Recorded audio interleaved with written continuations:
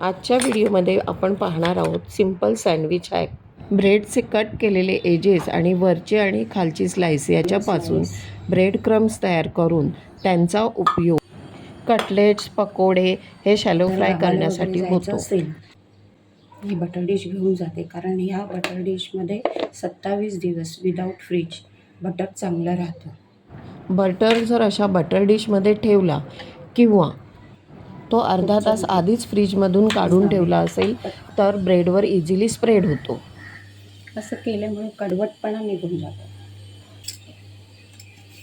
आणि मग सँडविचसाठी कट करताना ही तिरपी कट करायची,